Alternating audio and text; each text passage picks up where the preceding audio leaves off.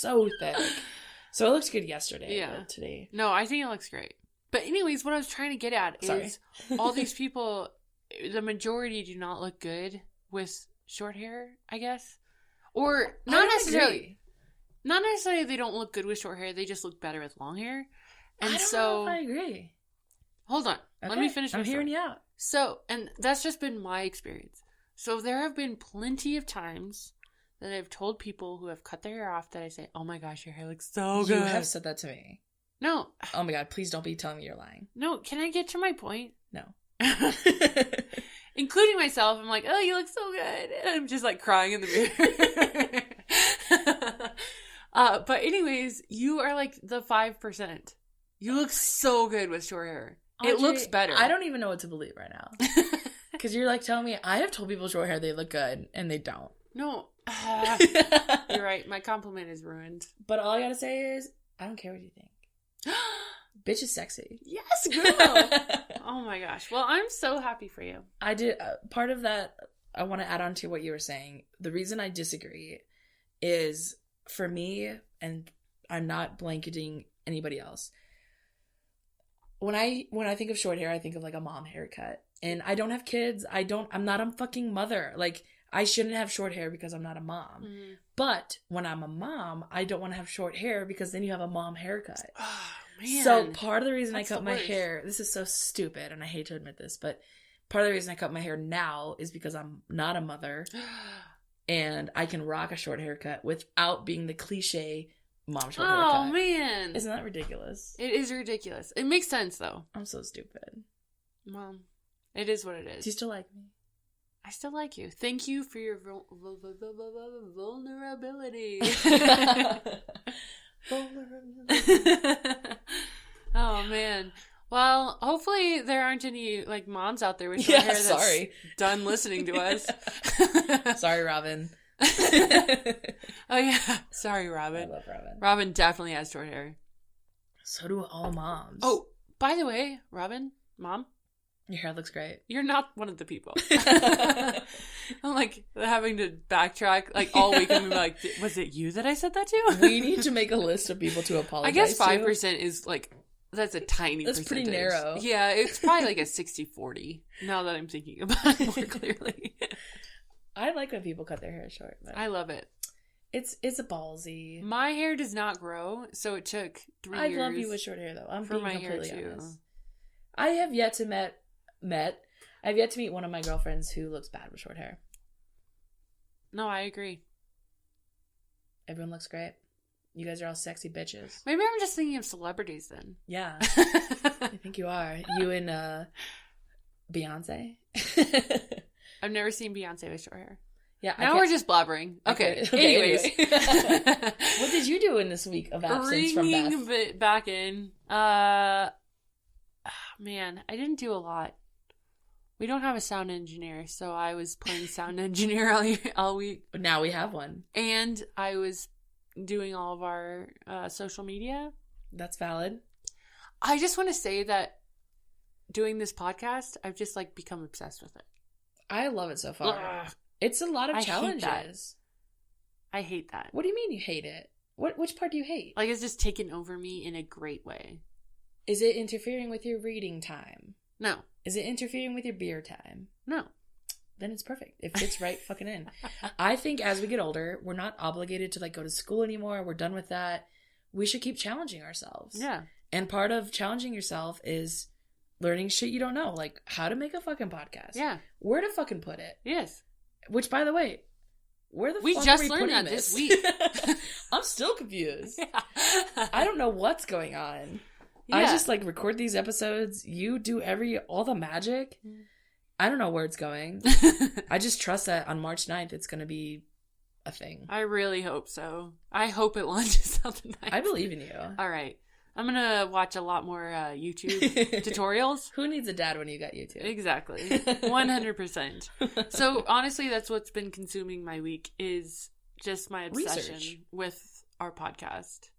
Beer by the book. Well, I'm happy you're obsessing over it because that makes my life easier. Yeah.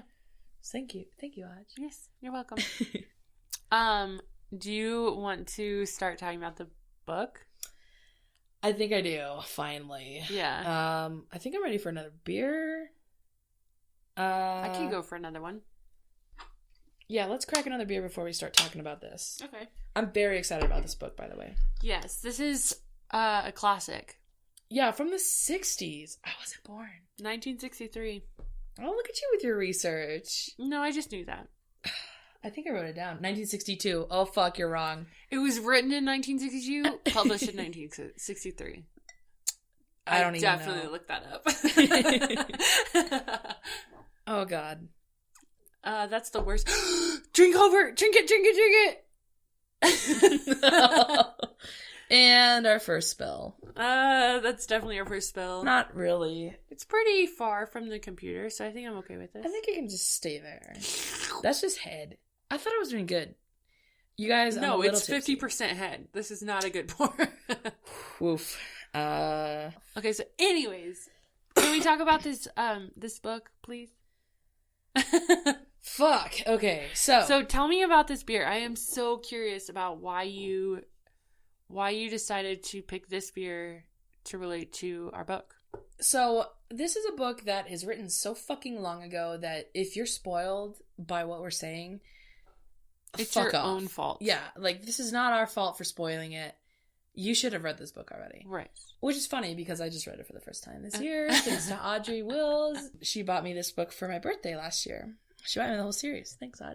So, this book I want to talk about first is about imagination. It's, a lot of reviews were saying this is a super Christian book. Mm-hmm. It's a lot like C.S. Lewis, but they were saying it's more heavy-handed than even C.S. Lewis. And coming, I come from a Christian background. I went to youth group in high school. I read a lot of C.S. Lewis, and I enjoy C.S. Lewis. I want to almost disagree that this is a heavy-handed Christian book. Before I get too specific, let me tell you what it's about. So there's this young girl named Meg Murray. Mm-hmm. She's less than 10, right? Less than 12. I would say 12. Maybe 12 tops. I think she was in middle school. Yeah, I think you're right. So she's this really independent, kind of moody preteen. Very moody. Very moody. Moody preteen. I would also say she's very independent. Yes. Her parents are fucking scientists, and they're smart as shit. Her dad is off discovering shit, and her mom is making meals on Bunsen burners. So Meg and Charles Wallace, her younger brother, who's like 6, the smartest of all of them. He's into science at 6, and it's not like photosynthesis kind of science. It's like legitimate E equals science. MC squared. And what does that mean, and how do we get there? And he can form like proper sentences, and he's a smart dude. Very smart boy. Yeah, so they get caught up, and please help me out whenever you want. They get caught up in...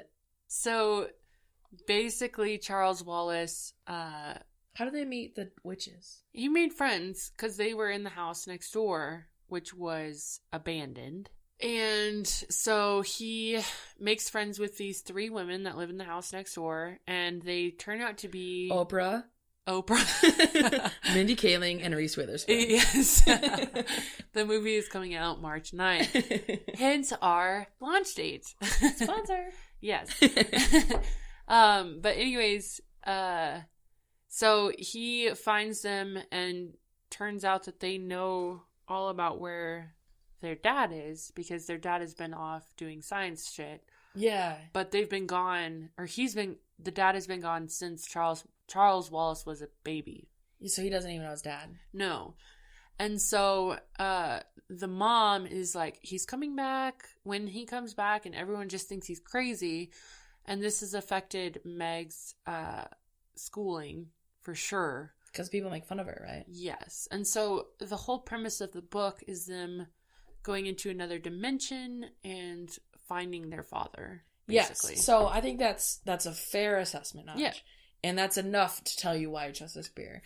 So obviously, if your father's missing and people are making fun of you for it, you have to, stand up for yourself. You have to be this person who's who's strong enough to say, my fucking father is amazing and he's doing science shit right now and he'll be back any fucking second now. So, and that sounds kind of crazy to say. Most people thought that she was, like, their dad was off with another family. Yeah. Or that he was dead. Yeah.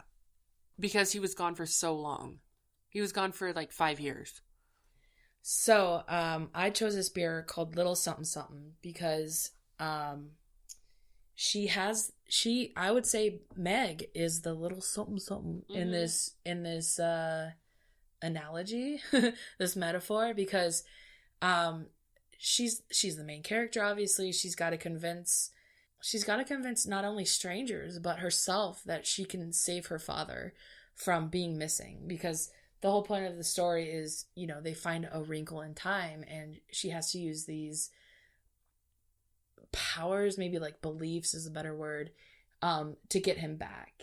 And so she has this something about her that she doesn't quite understand yet. And, you know, like I said, she's this moody girl. She's very strong-headed. And she doesn't realize that all it takes for her to save her brother and to save her father is love. And it's so cheesy, and it's seriously like the cheesiest book, but it's that little something about her that ends up saving her family. So that's why I chose this beer. I like that. Is that because it was that a little something. And also there's like this hot chick on there, on the beer. I don't think Meg looks like that, but I do agree that the title of the beer and the main character do relate a lot with each other. Especially like if you've read the book, you know that she doesn't like comprehend that she's capable of love. She's an egotistical little dude, like little dude girl. Like everyone's a dude. Which it like reminded me of myself, because I'm like, sometimes you can be like overconfident and you don't realize it's the simplest things of maybe showing love or maybe showing appreciation that can solve a problem. Right. And in Meg's case, that's exactly what it was. It was just that little something. So I love that. Thanks. See, I don't know why yours was so obvious. So, I'm curious to hear. I think mine is very obvious. It's called Mama Bear's Brew. And for me, I guess, the misses, all three misses that are in the book. The witches? Mrs. Watson, Mrs. Witch, and Mrs. Who's it? Did I do that right? I don't know. I'm pretty sure I did that right. At us.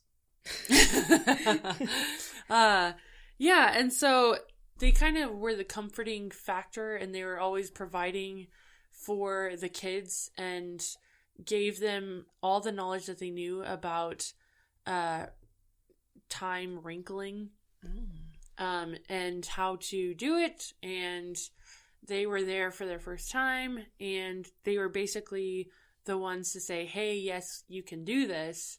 You don't have to travel in a car to get somewhere. You don't have to travel in a plane. You can just jump time dimension and life is good.